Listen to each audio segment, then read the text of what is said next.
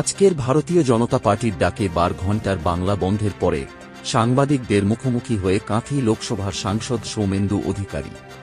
তৃণমূলের গুন্ডা বাহিনীরা একটু বেলার দিকে নেমেছিল, মানে পুলিশকে নিয়ে সঙ্গে করে। আর যা বাহিনী তাদের আছে, তাদের তো একটাই বাহিনী আছে, আর সে সম্পর্কে বিস্তারিত নাই বা বললাম। যারা ফুট সোলজার তৃণমূল, তারা একটু বেলার দিকে নেমে ডিউটি গন্ডগোল করার চেষ্টা করেছে, কিন্তু ভারতীয় জনতা পার্টির কার্যকর্তারা তারা সকাল থেকেই মাঠে ছিল। তারা সর্বত্রই দিকে শান্তিপূর্ণ অবস্থান, অবরোধ, বিভিন্ন প্রতিষ্ঠান বন্ধ করার জন্য আবেদন রাখা, বাজার বন্ধ করার আবেদন রাখা ইত্যাদি তারা করেছে। ও তারপরে বেলার দিকে নেমে পুলিশের সহায়তায় আর ওই যে বাহিনী আছে সে বাহিনী মিলে কিছু জায়গায় গন্ডগোল মারধর এ সমস্ত করেছে। আপনাদের একজন বর্ষের নেতাকে আজকে বেশ কয়েকদিন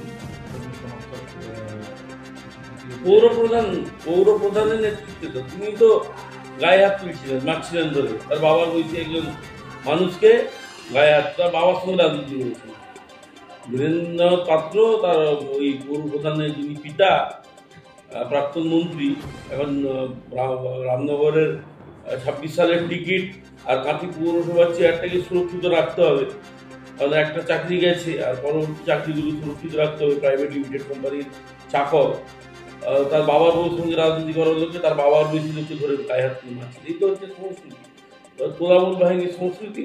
আর সঙ্গে যারা ছিলেন ওই মিউনিসিপ্যালিটির কনজারভেন্সি স্টাফ, আর যারা মিউনিসিপ্যালিটির ওই ট্রাফিক কন্ট্রোল করে, তাদেরকে নিয়ে পৌরপ্রধান বন ভাঙতে বেরিয়েছিল। এই হচ্ছে তৃণমূল। আর কি বলবেন? এক প্রকার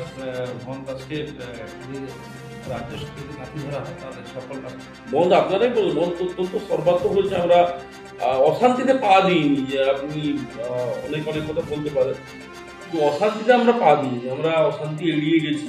এখানে কারণ লম্বা লড়াই আছে, আগামী দিনে অনেকগুলি কর্মসূচি আছে, সেগুলি আমাদেরকে শান্তিপূর্ণভাবে করতে হবে। এবং সব থেকে বড় কথা, আমাদের মনের যে বিচার আমরা চাওয়ার জন্য রাস্তা নেমেছি, সেই বিচার আমাদের আদায় করে দিতে হবে। ওই পরিবারকে আমাদেরকে বিচার দিয়ে বাবা মাকে শান্তি দিতে হবে, এছাড়া কোনো কথা নেই। মুখ্যমন্ত্রী তো অভিষেক বন্দ্যোপাধ্যায় বলছেন কেন গ্রেফতার হচ্ছে না?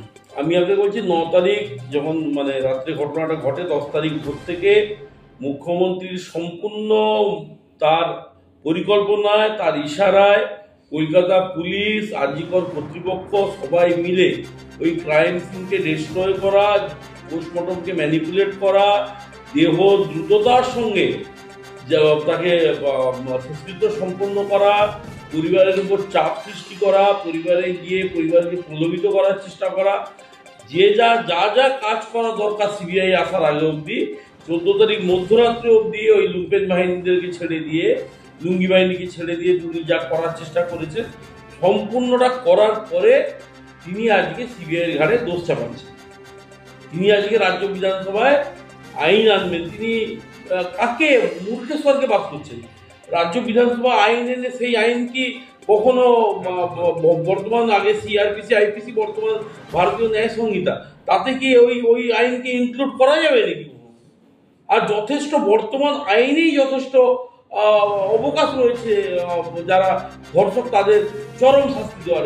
ডে 1 থেকে মমতা বন্দ্যোপাধ্যায় আর বিনীত গোয়েল দুজন মিলে বলে যাচ্ছে, সঙ্গে ভাইপো বাজনা বাজাচ্ছিলেন, যে একজন মাত্র ক্রাইম করেছে, তাকে রবিবারের মধ্যে ফাঁসি দিয়ে দেন। আমাদের মেমোরি, পাবলিক মেমোরি শর্ট, আমাদের মেমোরিটাকে আমরা একটু যদি রিকল করি, আমরা শুনতে পাবো এই কথাগুলো।